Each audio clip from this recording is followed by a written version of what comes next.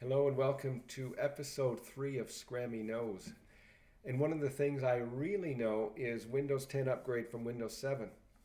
Interestingly enough, as of this recording time, you can still upgrade your Windows 7 license to a Windows 10 for free. It just takes a bit of effort. Um, when Windows 10 was getting ready for release, Microsoft announced that anybody can upgrade their Windows 7 license to Windows 10 with an in-place upgrade. It was nice and easy. It was mostly all done online, and you could perform the whole task yourself. That whole online experience is gone away, but you can still download the media. You can still grab your license key from Windows 7 and use it to do an in-place upgrade or even a fresh install of Windows 10 using your license key, and it will install that same version. So a Windows 7 Home or Pro or Enterprise will become a Windows 10 Home Pro or Enterprise.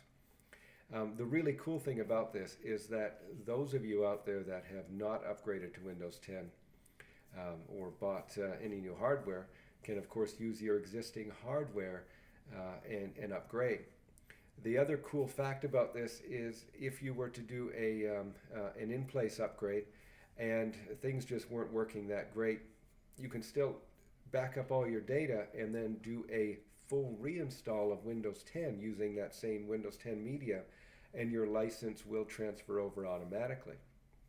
I'm going to leave some detailed instructions on the link below and part of the comments, how to grab your Windows 7 key if you can't find the sticker anywhere, if it's been rubbed off, faded, anything else, how to get the Windows 10 media, and some quick instructions on how to do the upgrade.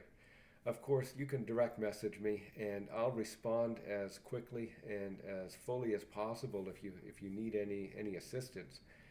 I really encourage anyone out there still using Windows 7 to do this upgrade and use the hardware that you have. And I hope this really helps a lot of you out there. Thank you.